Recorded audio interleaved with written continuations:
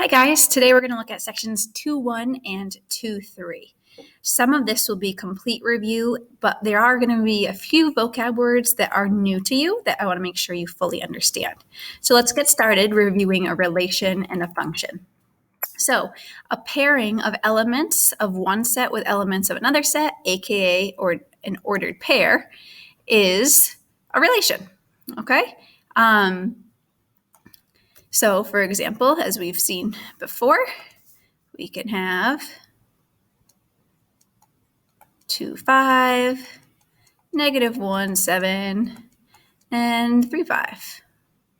That is a relation. We also have seen that we can write that as mapping, as a table, as a graph, an equation, but it's anything that has a set of ordered pairs.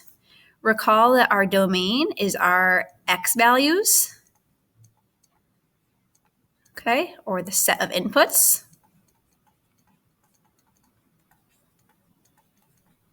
And our range is our y values, aka the set of outputs.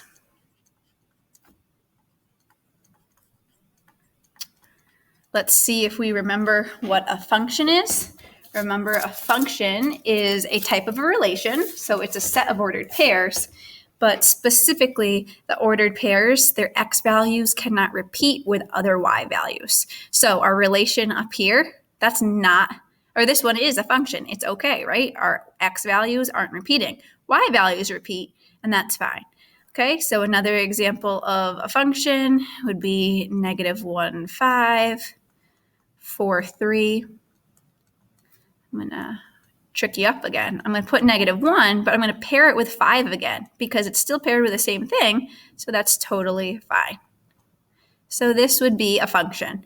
Our -1 repeats, but with 5. 4 does not repeat, and 2 does not repeat.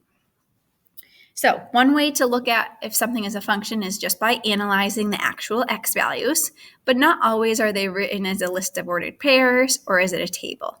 So when we have a graph, we use the vertical line test.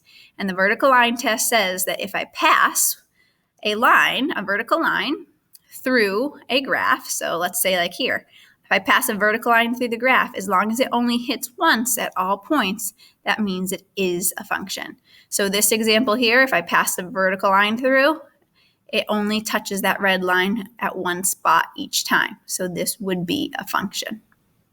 Okay, so that should be review. Let's talk now some new vocabulary words. We have a discrete relation or function and a continuous relation or function. The images here pretty much show us exactly what that means. A discrete function means that it has set points. Not all x values are used, okay? So it's set points and not all x values or the domain are used. And I'm going to say over an interval, which I'll explain momentarily. Okay, so if you notice, we have a dot, then I have to pick up my pencil and put another dot. I have to pick up my pencil and put another dot. Okay, it doesn't, I just can't connect them and it doesn't flow. So it's a set of points and not all x values are used. So for example, the ordered pair with 0 as your x value is plotted and as 1 is, but 0.5 is not plotted anywhere. So not all x values are used. A continuous function means I never have to pick up my pencil, okay? All x values are used in a set interval.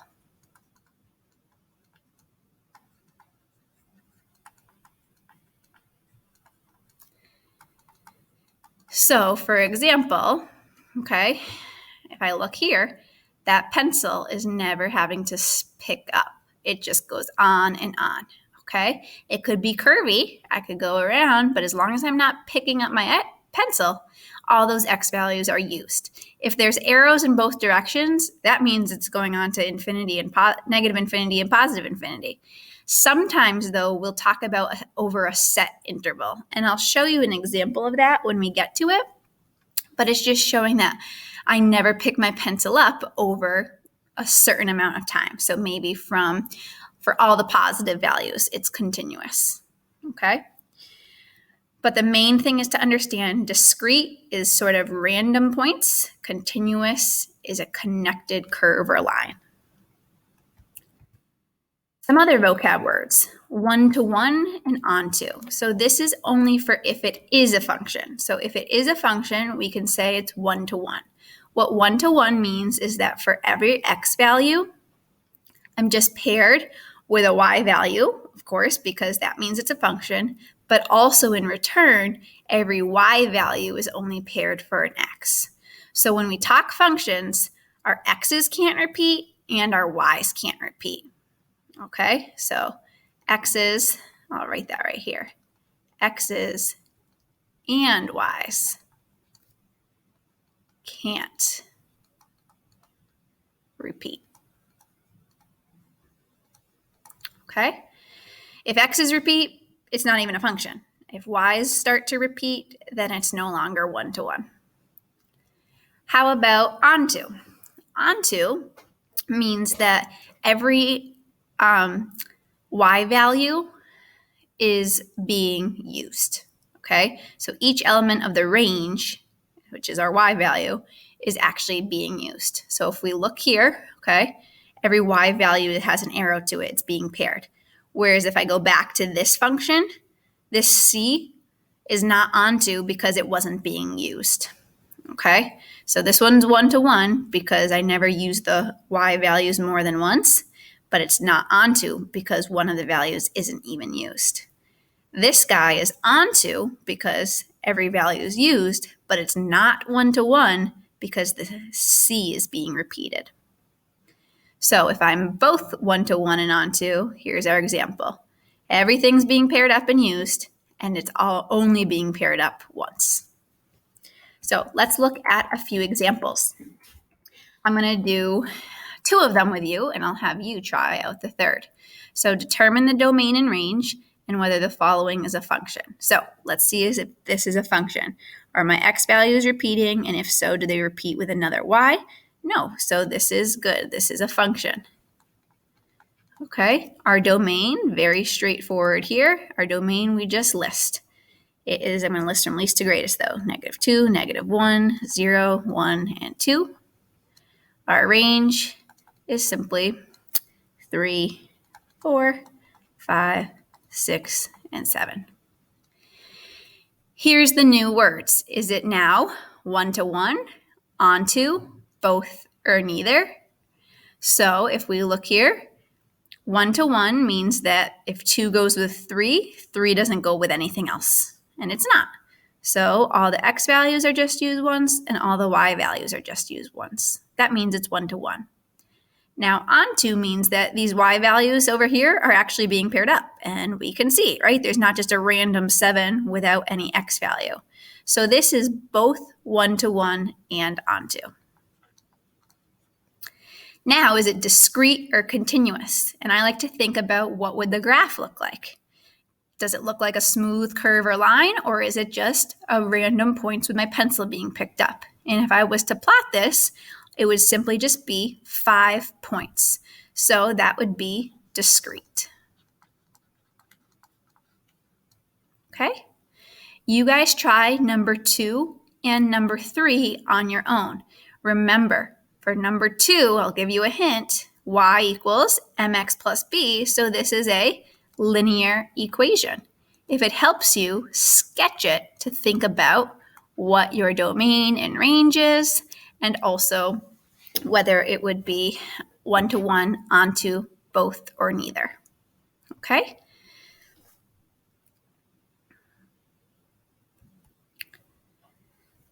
And now I'll finish that problem.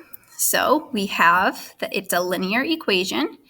What that means is that if I have a line, right, I'll just do a little sketch of that.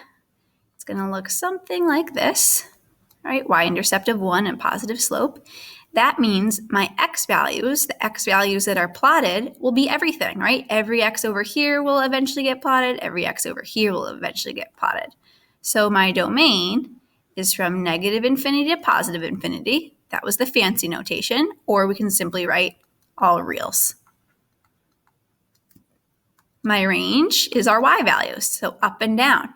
Does it go down forever and up forever? Does it stop? Is it just select points? It does. It goes down forever and up forever. So that too will be from negative infinity to positive infinity, or all reals.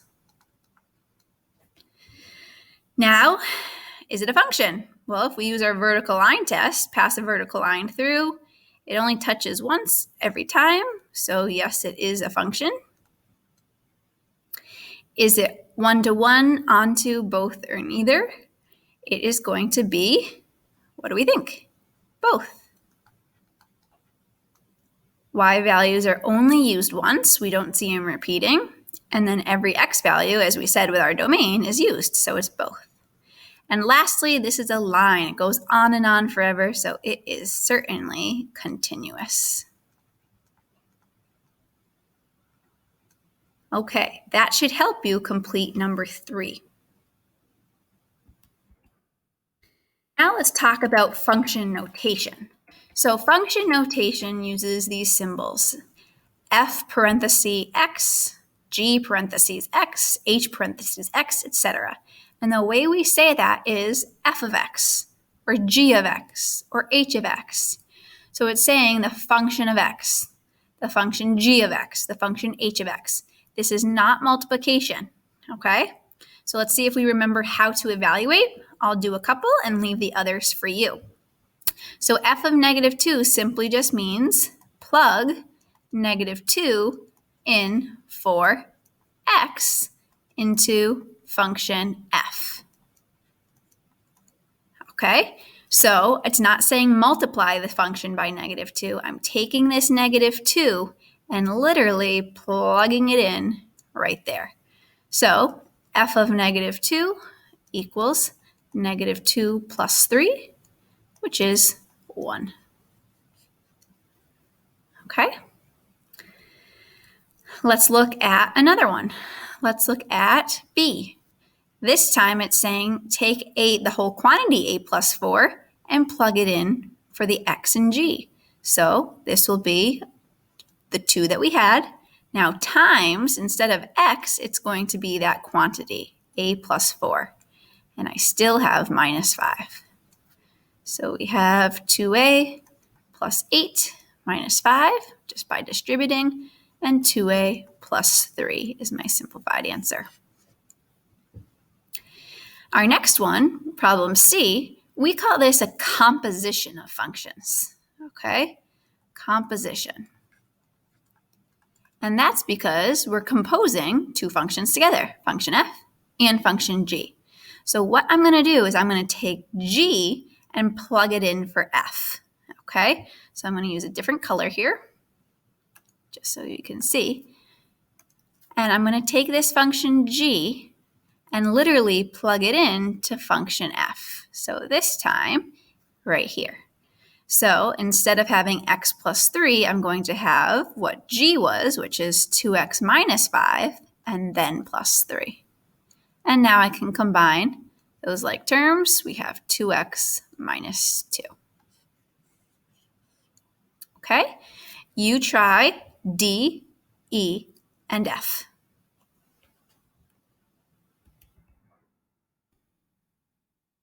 Section 2.3 is simply slope. We call it rate of change. And another way to say rate of change is simply slope, right? It's the change over time. So it's comparing one set of values over the other. So a ratio that compares how much one quantity changes on average relative to the other. Slope is the ratio of the change in y coordinates over the x coordinates. So remember, we use slope, the variable m for slope, and it equals y2 minus y1 over x2 minus x1.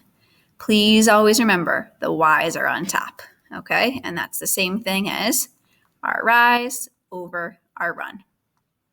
So I'll do one example for you, and then you test out the others, okay? So in this case, our y2 value is 8, and our y1 value is also 8. So I'll have 8 minus 8 over, and now we'll have our x values, which are 7 and 1. So it'll be over 7 minus 1. And then we simplify that. So we get 0 over 6. Who remembers what our answer is when we have 0 over 6? When 0 is on top, that's okay. And that'll simply be 0 for my answer. Okay? You guys go ahead and try B and C.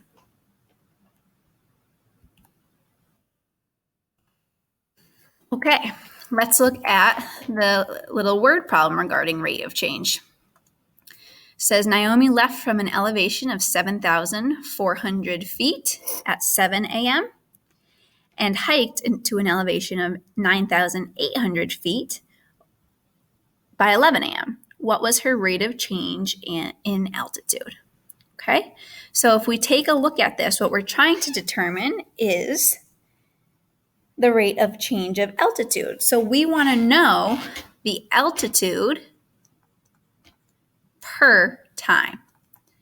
So with that being said, we need to know what should be up top. And what should be up top is our feet, the actual height. So we have 7,400 and 9,800. So we'll have 9,800 minus 7,400 over our time, which was 11 a.m. and 7 a.m. So if we look at that, that's going to give us 2,400 over 4. And that gives me 600. And because it's a word problem, we want to understand what that means. It's saying we're changing 600 feet per hour. So that's my rate of change. Notice it's positive. And what's happening? We have increased in our elevation, so that slope absolutely should be positive. If it was negative, it would mean we were coming down the hill. All right, and our last one, I'll do one of them together, just finding rate of change on a graph. You could use the actual ordered pairs and pop them in, or remember that slope is rise over run.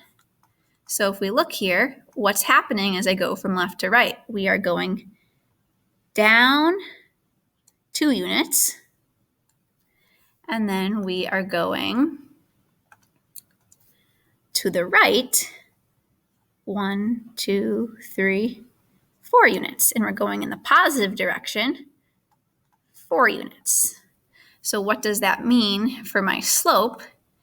That means that my rise is -2 and my run is 4. So that gives me a slope of -1/2. Okay, and if you used your slope formula with those points, you could find the same thing. All right, you do number B, and then you're all done. Hope that helped.